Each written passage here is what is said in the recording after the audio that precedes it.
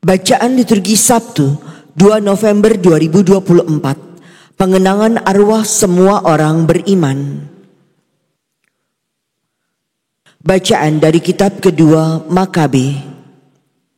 Setelah menguburkan tentara yang gugur dalam pertempuran, Yudas, panglima Israel, menyuruh mengumpulkan uang di tengah-tengah pasukan. Lebih kurang 2.000 dirham perak dikirimkannya ke Yerusalem untuk mempersembahkan kurban penghapus dosa. Ini sungguh suatu perbuatan yang sangat baik dan tepat, karena Yudas memikirkan kebangkitan. Sebab jika tidak menaruh harapan bahwa orang-orang yang gugur itu akan bangkit, niscaya percuma dan hampalah mendoakan orang-orang mati. Lagi pula Yudas ingat bahwa tersedialah pahala yang amat indah bagi sekalian orang yang meninggal dengan saleh. Ini sungguh suatu pikiran yang mursyid dan saleh. Dari sebab itu disuruhnyalah mengadakan kurban penebus salah untuk semua orang yang sudah mati itu, supaya mereka dilepaskan dari dosa mereka. Demikianlah sabda Tuhan. Syukur kepada Allah. Ya Tuhan, dengarkanlah doaku. Ya Tuhan, dengarkanlah doaku. Berilah telinga kepada permohonanku. Jawablah aku demi kesetiaan-Mu. Jawablah aku demi keadilan-Mu. Janganlah berperkara dengan hamba-Mu ini. Sebab di antara yang hidup tidak seorang pun benar di hadapan-Mu. Ya Tuhan, dengarkanlah doaku. Aku teringat akan hari-hari dahulu kala. Aku merenungkan segala pekerjaan-Mu. Aku memikirkan perbuatan tangan-Mu. Aku menadahkan tanganku kepadamu. Jiwaku haus kepadamu seperti tanah yang tandus. Ya Tuhan, dengarkanlah doaku.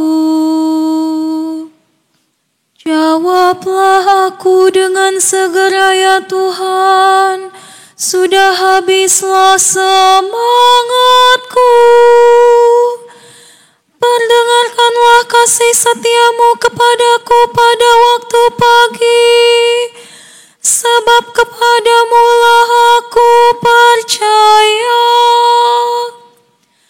Beritahukanlah kepadaku jalan yang harus ku tempuh, sebab kepadamu lah ku angkat jiwaku.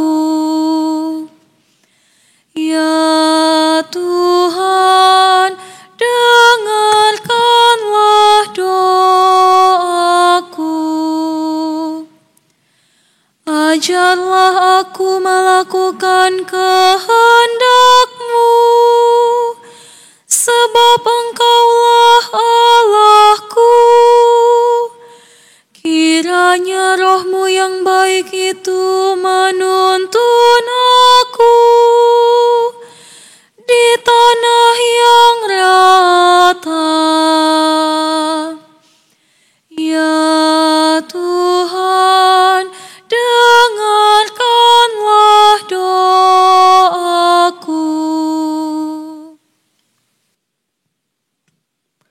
Bacaan dari surat pertama Rasul Paulus kepada jemaat di Korintus. Saudara-saudara, Kristus dibangkitkan dari antara orang mati sebagai yang sulung dari orang-orang yang telah meninggal. Sebab sama seperti maut datang karena satu orang manusia, demikian juga kebangkitan orang mati datang karena satu orang manusia. Karena sama seperti semua orang mati dalam persekutuan dengan Adam, demikian pula semua orang akan dihidupkan kembali dalam persekutuan dengan Kristus. Tetapi tiap-tiap orang menurut urutannya, Kristus sebagai buah sulung, sesudah itu mereka yang menjadi miliknya pada waktu kedatangannya. Kemudian tibalah kesudahan, yaitu bila mana Kristus menyerahkan kerajaan kepada Allah Bapa. Karena Kristus harus memegang pemerintahan sebagai Raja sampai Allah meletakkan semua musuhnya di bawah kakinya.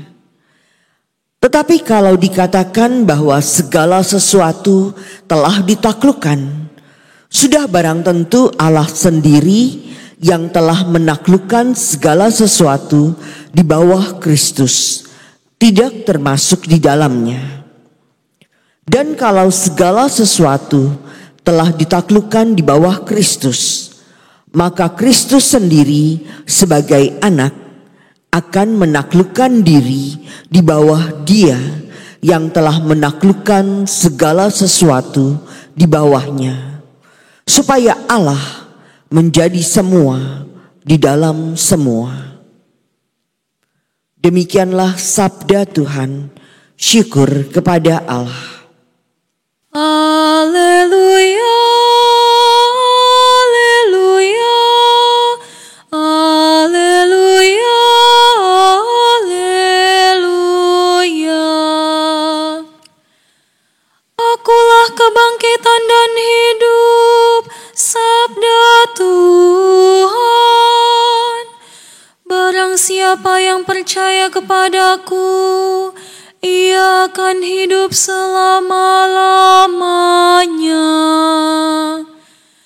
Haleluya, haleluya, haleluya, haleluya.